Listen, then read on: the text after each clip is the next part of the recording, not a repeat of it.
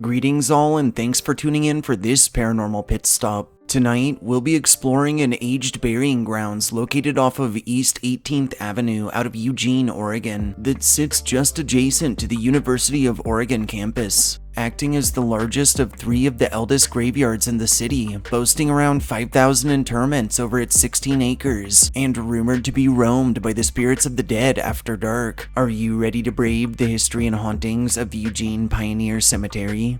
Historically, this particular final resting place was initially founded in 1872 under the Spencer Butte Lodge No. 9 of the Independent Order of Odd Fellows, and shortly afterwards, in 1887, its iconic Grand Army of the Republic, or GAR burial plot, which is located right near the burying ground's heart, was purchased under the General John W. Geary post of Eugene GAR. This plot contains 57 known graves, 51 of which belong to veterans of the Civil War, and a 25-foot Union soldier statue that was commissioned in 1903. Sadly, for many years, this weathered graveyard was considered nothing more than future university space, with U of O pressing hard through at least 3 significant sessions with the Oregon State Legislature to secure bills that would allow them to someday condemn this land and build new university structures atop it. However, eventually all of these bills were scrapped, and in 1997, the Pioneer Cemetery would be honored on the National Register of Historic Places, all but ensuring its preservation.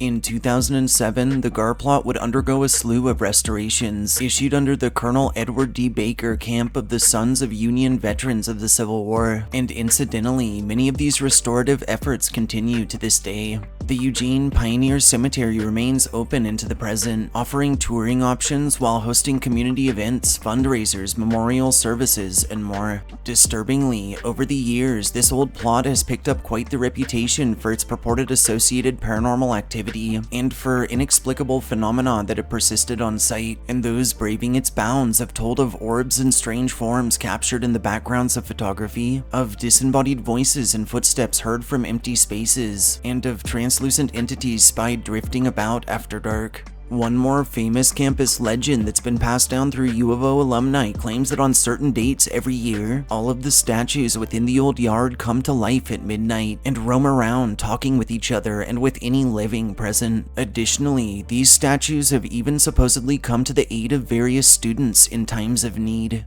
Also reported across cemetery grounds are the constant feelings of being watched or of being followed by someone unseen, as well as accounts of run-ins with various full-bodied apparitions.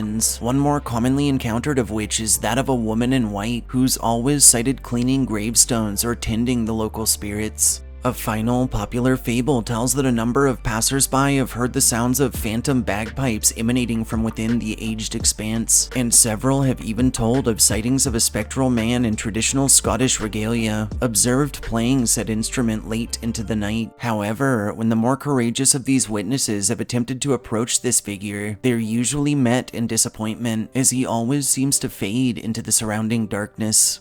Thanks for joining us on this paranormal pit stop. If you enjoyed our histories and ghost stories, subscribe to our channel, like this upload, and share us with anyone and everyone you know so we can give our upcoming on-site series Sleepovers the welcome it deserves. Good night.